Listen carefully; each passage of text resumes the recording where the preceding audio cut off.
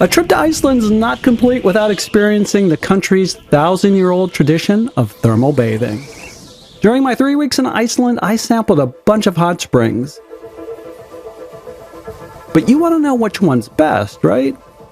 Today we'll answer that as Iceland's two most popular options face off: the Blue Lagoon versus the Sky Lagoon. And we'll offer you a third option that 99% of people who come to Iceland don't even know about.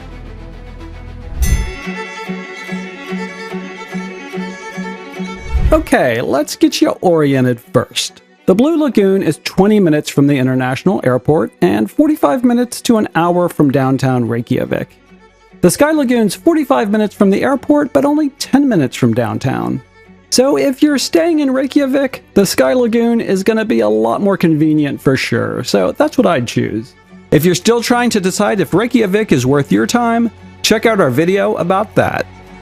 But if you're just doing a 1 or 2 day stopover on Iceland Air, then consider basing yourself at the Blue Lagoon because it's so close to the airport. There are two great hotel options here: the Silica Hotel, which I loved, or the Ultra Luxe Retreat Hotel, which I loved even more. The third lagoon option I mentioned is outside of Reykjavik, so we'll cover that at the end.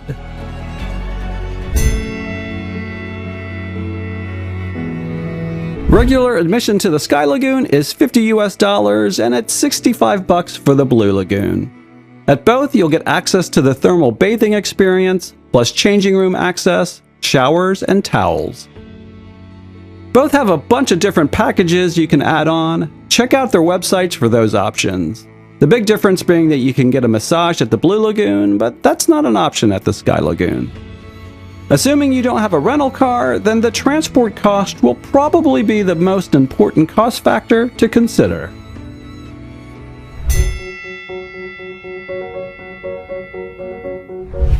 Because they've been around longer, expect more crowds at the Blue Lagoon. But that didn't really bother me because the Blue Lagoon is bigger than the Sky Lagoon, which gives you a lot of room to spread out. It never felt crowded to me, until I hit the swim-up bar, that is. We'll check that out in a minute. The Sky Lagoon is smaller and less crowded, but fewer people in a smaller space kind of feels the same, so my verdict here is it's a draw when it comes to crowds in the pool. Though there's a good chance you'll have to wait in line longer to get into the Blue Lagoon.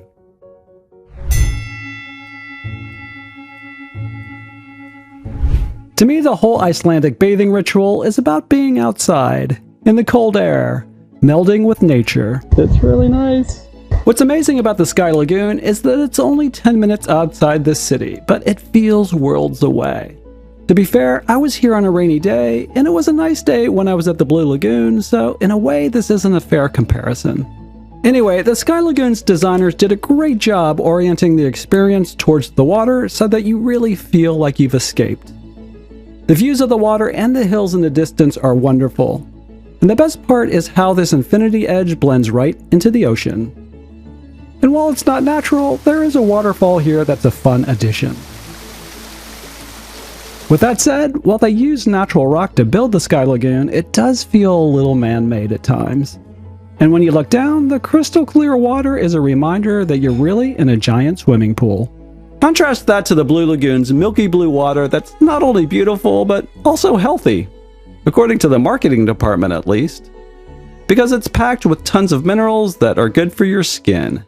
Slather it all over your face to see if it's true. How do I look? The color comes from the high concentration of silica and algae in the water, with the silica particles reflecting the sky and sunlight in a way that magically makes it look blue. But don't sue me if the color's not as vivid when you visit, because it all does depend on the time of day, weather conditions, and the angle of the sun. But I have to say, my favorite thing about the Blue Lagoon is the setting itself. How the lagoon is surrounded by this Marscape of lava fields and moss-covered hills. I've seen great water views before, but the lava fields make for a really unique setting. So I'll give this round to the Blue Lagoon by a hair.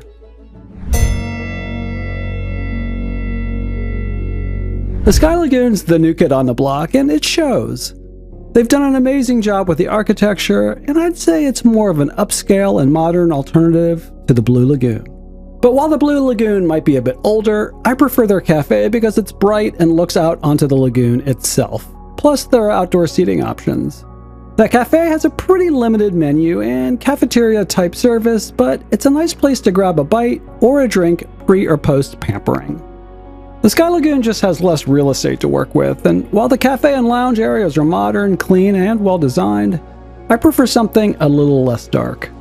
But overall, I'd say I like the facilities at the Blue Lagoon just a bit better.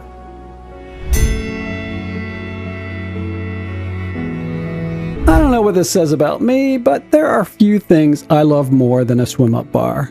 The Blue Lagoon swim-up bar is more open, more crowded, and can be a little chaotic.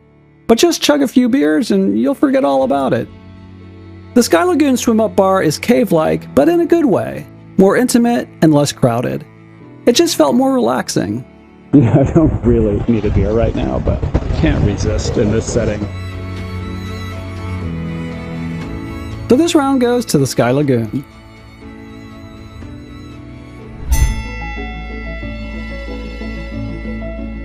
Before I tell you what's behind door number 3, I guess for the overall winner, I'd give a slight edge to the Blue Lagoon, but it really does depend on if you're staying by the airport or in Reykjavik.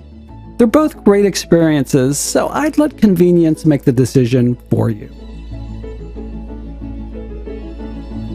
Let me tell you about my favorite thermal bathing experience during my 3+ weeks in Iceland, at these natural hot springs at the Landsmannalager mountain huts in the highlands of Iceland. After hiking all day, this was the perfect thing to come home to. Best of all, it's free. You're surrounded by amazing landscape, and it's all natural. But it is about 3 hours outside of Reykjavik, so if you're interested, check out our trip through some of Iceland's most beautiful scenery that includes a full itinerary. Thanks for watching, and see us in the next video.